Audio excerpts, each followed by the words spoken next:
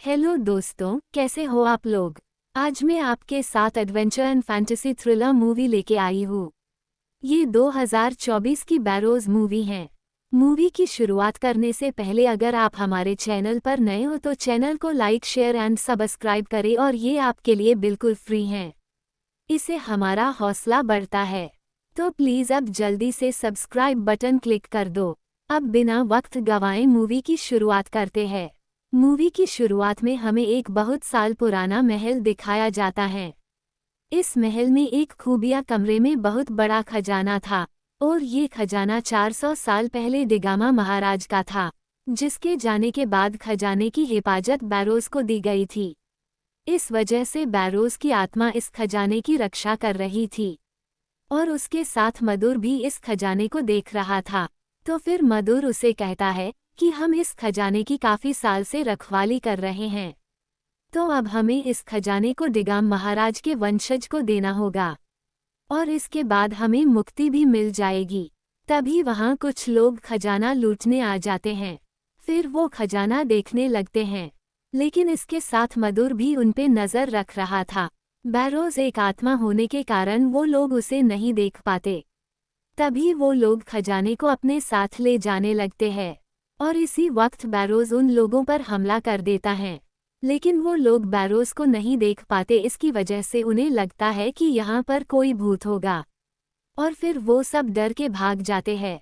Barrows उनके पीछे आता है लेकिन वो वहाँ से बाहर नहीं निकल पाता।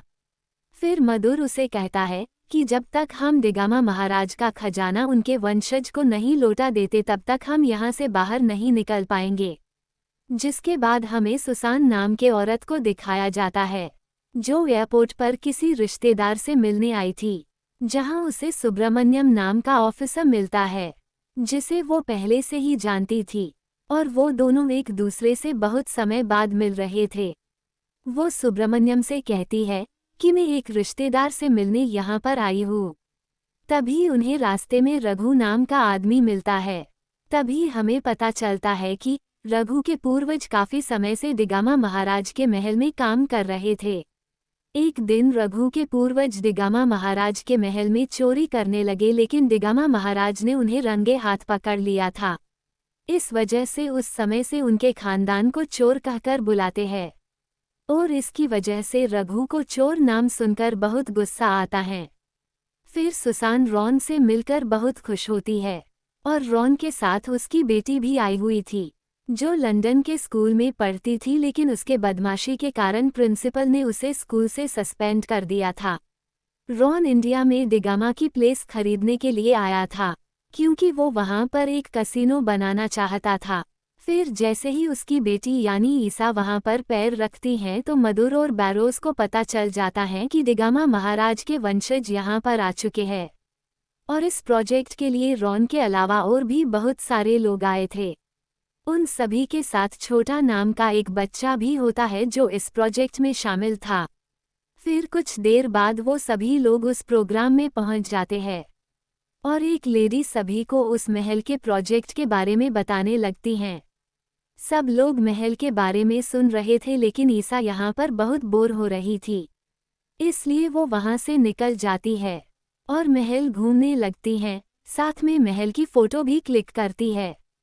फिर रघु सारे लोगों को महल दिखाने लगता है। वो कहता है कि इस महल की सारी चीजें बहुत कीमती हैं और बहुत साल पुरानी भी हैं। फिर मधुर बैरोज से कहता है कि 4 दिन बाद पूर्णिमा की रात आने वाली है। इससे पहले हमें दिगामा महाराज के महल की खजाने की चाबी उनके वंशजों को सौंपनी होगी, नहीं तो हम जिंदगी भर के लिए यहाँ पर कैद हो जाएंगे। फिर हम यहाँ से कभी नहीं निकल सकते। जब रघु सारे लोगों को महल दिखा रहा था, तभी छोटा उसके हाथ में एक पेपर देकर ये मारिया चाची ने आपको देने के लिए कहा है, ऐसा कहता है। फिर रघु सभी को दिगामा महाराज के परिवार की फोटो दिखाता है और उस फोटो में दिगामा महाराज के बेटी का चेहरा बिल्कुल ईसा की तरह था। ये देखकर रघु काफी हैरान हो जाता है। फिर कुछ देर बाद ईसा छोटा से मिलकर कहती है कि क्या तुम मुझे शहर घुमा सकते हो। फिर वो उसे साइकिल पर पूरा शहर घुमाता है। फिर ईसा उसे कहती है कि आखिर ये लोग कसीनो के खिलाफ प्रोजेक्ट क्यों कर रहे हैं? तो वो बताता है कि ये लोग गरीबों को तोड़ने पर लगे हैं और कसीनो की वजह से अब सारे लोगों को जुए की आदत लग जाएगी, इसी वजह से सारे लोग कसीनो के खिलाफ है। अब आगे हमें रघु को एक खुफिया कमरे में जाते हुए दिखाई देता है और वहां से वो संदूक से एक खुफिया नक्शा निकलता है जो कि उस खजाने का होता है। तभी हमें पता चलता है कि रघु पहले से ही उस खजाने के बारे में जानता था और उसे पाना भी चाहता था। फिर छोटा ईसा से कहता है कि हमारे पूर्वज अफ्रीका से इंडिया रहने आए थे और उनके साथ मेरी चाची मारिया भी आई है। फिर वो उनसे मिलने के लिए ईसा को वहां ले जाता है, लेकिन वो दोनों खिड़की से देखते हैं कि मारिया घर के अंदर जादू टोना कर रही है। ये देखने के बाद ईसा बहुत डर जाती है। उसी वक्त मारिया की नज़र ईसा पर पड़ जाती है और वो ईसा को देखकर शॉक हो जाती है, क्योंकि ईसा का चेहरा बिल्कुल दिगामा महाराज के बेटी की तरह दिखता था। मारिया ईसा को पकड़ने के लिए उसके पीछे भागती है, लेकिन ईसा वहां से भाग जाती है। फिर रघु मारिया से आकर मिलता है और उसे कहता है कि महल के अंदर खजाना छुपा हुआ है। फिर मारिया उसे बोलती है कि इतनी आसानी से हम वो खजाना नहीं पा सकते, क्योंकि उस खजाने की रखवाली एक आत्मा कर रही है। फिर सीन आगे की ओर शिफ्ट होता है। रॉन सुसान से कहता है कि जब से उसकी मां इस दुनिया से गई हैं तब से ईसा बहुत ही शरारती हो गई हैं और वो किसी की बात भी नहीं मानती।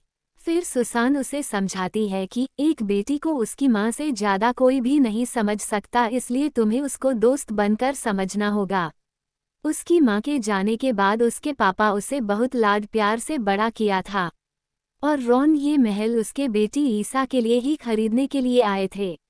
अब यहाँ पर ईसा को कोई चमकती रोशनी दिखाई देती है।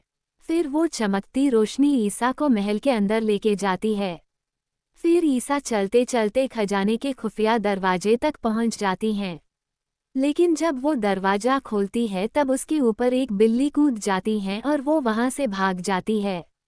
फिर बैरोज को ऐसा लगता है कि कोई खजाने की चोरी करने आया है, इसलिए वो हमला करने के लिए तैयार ही रहता है। लेकिन बिल्ली की वजह से ईसा वहां से भाग चुकी थी। वो उसको मारने के लिए दरवाजे से बाहर निकलने की कोशिश करता है, लेकिन इस बार बैरोज दरवाजे से बाहर निकल जाता है। ये देखकर बैरोज बहुत ही खुश हो जाता है। उसे लगता है कि दिगामा महाराज अब वापस आ गए हैं और उन्होंने ही उसको बाहर निकाला होगा, इसलिए वो दिगामा महाराज को ढूंढने लगता है। लेकिन असल में दरवाजा तो दिगामा महाराज नहीं तो उनके वंशजों ने खोला था। फिर मूवी पास्ट में दिखाई जाती है। वहां हम दिगामा महाराज और बैरोज को देखते हैं। बैरोज दिगामा महाराज का वफादार मंत्री था, वो उस पर बहुत विश्वास करते थे, इसलिए उन्होंने उनके खजाने की रखवाली करने का काम बैरोज को सौंपा था। अब हमें प्रेजेंट में दिखाया जाता है कि बैरोज को इजाबेल की याद आ रही थी, जो दिगामा महाराज की बेटी थी, और बैरोज ने इजाबेल को बचपन में अपने बेटी की तरह मानता था। वो दोनों एक दूसरे से बहुत प्यार करते थे और बैरोज भी उसकी हर ख्वाहिश पूरी करता था। बैरोज को दुखी देखकर मधुर उसे समझाता है कि जो लोग चले गए हैं वो अब वापस नहीं आ सकते। अब तुम्हें बस दिगामा महाराज के वंशजों को ढूंढना है, क्योंकि पूर्णिमा की रात अब 3 दिन में आने वाली है। अब हमें जल्दी से महाराज के वंशजों को ढूंढकर उनके पास खजाने की चाबी सौंप देनी है। फिर अगले दिन बैरोज महाराज के वंशजों को ढूंढने लिए निकलता है। बैरोज को सिर्फ दिगामा महाराज के वंशज ही देख सकते थे, इसलिए वो सभी के सामने जाकर खड़ा हो जाता है, लेकिन उसे कोई नहीं देख पाता। फिर बैरोज एक आदमी को खुर्ची से गिरा देता है। उसी वक्त ईसा उस आदमी को गिराते हुए देख लेती हैं और वो बैरोज पर चिल्लाने लगती हैं। फिर वो वहां से डर के भाग जाता है, लेकिन ईसा उसका पीछा करती हैं और उसे पकड़ लेती है और कहती है कि मैं तुम्हें पुलिस के हवाले कर दूंगी। तभी वहां पर सुसान और रॉन आ जाता है। वो उन्हें बैरोज के सामने उंगली दिखाते हुए कहती है कि इसने उस आदमी को कुर्सी से गिराया था, लेकिन उन्हें बैरोज नहीं दिख रहा था, इसलिए वो उसके बात पर विश्वास नहीं करते, बल्कि उसे गुस्से से वहां से लेके जाते हैं। दूसरी तरफ बैरोज तो अब बहुत खुश था क्योंकि उन्हें महाराज के वंशज मिल चुका था। फिर हमें मारिया को दिखाया जाता है और वो रघु से कहती है कि हमें 2 दिन के अंदर बैरोज को मारना होगा, नहीं तो खजाना हमारे हाथ से चला जाएगा। अब वहाँ पे सभी को लगता है ईसा सभी के साथ मजाक कर रही है, लेकिन कोई भी उसके बात पर विश्वास नहीं करता। फिर वो गुस्से से वहाँ से चली जाती है। तभी उसे समुद्र के बीचों बीच बैरोज बैठा हुआ दिखता है। फिर ईसा उसने पास जाती है और गुस्से से कहती है कि मुझे पता है तुम कोई जादूगर हो। बैरोज उसे अपने जादू से उठाकर समुद्र के बीचों बीच अपने पास खींच लाता है। फिर बैरोज अपनी सारी सच्चाई ईसा को बता देता है, लेकिन ईसा उसके बात पर विश्वास नहीं करती। वो उसे यकीन दिलाने के लिए वो अपने शक्तियों से ईसा को समुद्र के अंदर ले जाता है और उसे पहले की सारी बातें याद दिलाने की कोशिश करता है। फिर उसे धीरे धीरे सारी बातें याद आने लगती हैं। अब हमें आगे दिखाया जाता है कि ईसा के घर एक पार्टी चल रही थी। उसी वक्त बैरोज ईसा को उसके माँ के बारे में पूछता है, तो वो कहती है कि मेरी माँ बचपन में ही मुझे छोड़कर चली गई और मेरे पापा भी बिजनेस की वजह से बिजी रहते थे। इस वजह से मैं बहुत अकेलापन महसूस करती थी। बैरोज उसे समझाता है कि मैं तुम्हारे साथ हूँ, तुम मेरे साथ खेल सकती हो। साथ में उसे क्या तुम मेरे साथ गाना गाओगी कहता है। इसके बाद वो दोनों साथ में गाना गाते हैं। पार्टी में सारे लोगों को ईसा का गाना बहुत पसंद आता है, लेकिन ईसा को उसकी माँ की याद आ रही थी, इसलिए वो वहाँ से निकल जाती है। उसके बाद बैरोज अपनी शक्तियों से उसे सब कुछ याद दिला देता है। फिर आगे हमें पास्ट में दिखाया जाता है कि युद्ध के दौरान डिगामा महाराज की हालत बहुत खराब हो जाती है। फिर उसकी पत्नी उन्हें वहाँ के वैद्य के पास ले जाती है जो कि मारिया होती है। इस दौरान बैरोज इजाबेल के बाकी सभी को दूसरे बोट में बेच देता है और खुद डिगामा महाराज के बोट पर चला जाता है। लेकिन उसके पहले ही मारिया ने महाराज को अपने काले जादू के वश में कर लिया था। मारिया महाराज को मारना चाहती थी, लेकिन जब तक बैरोज उसके साथ होगा तब तक महाराज को कोई कुछ भी नहीं कर सकता था। इसलिए वो महाराज को वश में करके आज्ञा देती है कि तुम जिंदगी भर खजाने की रक्षा करोगे और जिस दिन तुम डिगामा महाराज के वंशजों को खजाने की चाबी सौंप दोगे उसी दिन तुम्हें मुक्ति मिल जाएगी। इसी बीच मारिया महाराज को मार देती है और उस दिन से वो आज तक खजाने की रक्षा करता आ रहा है। अब कहानी प्रेजेंट में दिखाई जाती है, जहां अब 400 साल बाद मारिया का भी पुनर्जन्म हो चुका था। यहाँ पर अब ईसा बैरोज की बातें सुनकर बहुत इमोशनल हो जाती है। वो कहती है कि आपने हमारे पूर्वजों के वंशजों के लिए बहुत बड़ी कुर्बानी दी है, इसलिए मैं आपकी बात कभी नहीं टाल सकती। फिर ईसा को उस कमरे में एक जादुई डंडा मिलता है जिससे वो खेलने लगती है। बैरोज उसे समझाता है कि यह कोई मामूली डंडा नहीं है, इसकी मदद से हम किसी भी बुरी शक्तियों को हमेशा के लिए मिटा सकते हैं। फिर बैरोज उसे कहता है कि मैं तुम्हें इस खजाने की चाबी सौंप दूंगा, उसके बाद ये पूरा खजाना तुम्हारा हो जाएगा। लेकिन अब उससे पहले तुम्हें तुम्हारे पापा के पास जाकर उनसे माफ़ी मांगनी होगी क्योंकि तुमने उन्हें बहुत तंग किया है। वो उसे कहता है कि तुम्हारे पापा इस महल को तुम्हारी भलाई के लिए खरीदना चाहते हैं। ये सुनकर वो अपने पापा से माफ़ी मांगने चली जाती हैं। फिर मधुर उसे बताता है कि कल के बाद तुम अब ईसा से कभी नहीं मिल पाओगे। इस बात से बैरोज बहुत दुखी हो जाता है क्योंकि उसको काफ़ी साल बाद ईसा के रूप में खुशी मिली थी। अब घर जाने के बाद ईसा रात में अपने पापा के पास जाकर उसकी गलतियों की माफ़ी मांगने लगती हैं। ये सुनकर उसने पापा बहुत खुश हो जाते हैं और उसे कहते हैं कि तुम मेरी बहुत ही प्यारी बेटी हो, इसलिए मैं तुमसे कभी भी नाराज नहीं हो सकता। और उसके पापा उसे कहते हैं कि तुम्हें स्कूल में अब वापस ले लिया है। ये सुनकर वो बहुत खुश हो जाती है। इसके बाद वो अपने पापा को महल में ले जाती है जहां उन्हें वो डिगामा महाराज की पत्नी की तस्वीर दिखाती है और कहती हैं कि मेरी माँ का चेहरा उनके जैसा ही है, तो शायद हम महाराज के वंशज हैं। ये कहकर वो अपने पापा से विनती करती है कि आप इस महल को तोड़कर यहाँ पर कसिनो ना बनाएं। फिर उसके डेट ईसा को वादा करते हैं कि वो यह महल कभी भी नहीं तोड़ेंगे। आगे हमें मारिया को दिखाया जाता है, जो एक खतरनाक आत्मा को डिगामा के रूप में बुलाती हैं। फिर उस आत्मा को एक पत्थर में कैद करके रघु को उस पत्थर को उस महल में लेकर जाओ कहती हैं। फिर वो आत्मा बैरोज को मार देंगी। फिर रघु उस पत्थर को महल में ले जाता है। महल में आने के बाद वो बैरोज को ढूंढने लगती है। दूसरी तरफ महल में ऑक्शन चल रहा था, जहां महल को खरीदने के लिए सारे लोग बोली लगा रहे थे। फिर ईसा वहां से उठकर बैरोज से मिलने जाने लगती हैं, तो वो आत्मा ईसा का पीछा करते करते खजाने तक पहुंच जाती है।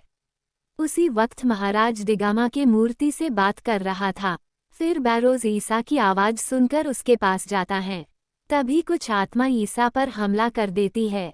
फिर बैरोज उन सभी आत्माओं को मार डालता है, लेकिन तभी वो आत्मा डिगामा महाराज के रूप में आ जाती हैं। फिर बैरोज उस आत्मा को कुछ नहीं करता, उसे सामने सभी हथियार छोड़ देता है। लेकिन वो आत्मा बैरोज पर हमला कर देती हैं, उसे तलवार से बहुत मारती हैं, जिससे बैरोज घायल हो जाता है। अब वो आत्मा बैरोज को जान से मारने के लिए आगे बढ़ती है, और वो बैरोज को जान से मारने ही वाली होती है, तभी ईसा उस आत्मा पर जादुई डंडे से वार कर देती है। फिर वो आत्मा हमेशा के लिए खत्म हो जाती है। उसके साथ मारिया की भी मौत हो जाती है, और बैरोज की जान बच जाती है। इसके बाद बैरोज ईसा से कहता है कि मेरे जाने का समय हो चुका है, अब तुम इस खजाने का अच्छे से ख्याल रखना। ये कहकर वो ईसा के हाथ में चाबी सौंप देता है। अब बैरोज को जाते हुए देखकर ईसा बहुत दुखी हो जाती हैं, और बैरोज को हमेशा के लिए मुक्ति मिल जाती है। अब हमें कुछ साल बाद दिखाया जाता है कि ईसा अब बहुत बड़ी सिंगर बन चुकी हैं। एक दिन जब ईसा स्टेज पर गाना गा रही थी, तभी उसे पास एक लड़का आकर उसे वही चाबी देता है। उसके बाद वो उस बच्चे से पूछती है कि क्या ये चाबी तुम्हें बैरोज ने दी है? तो वो उसे हाँ बोलता है।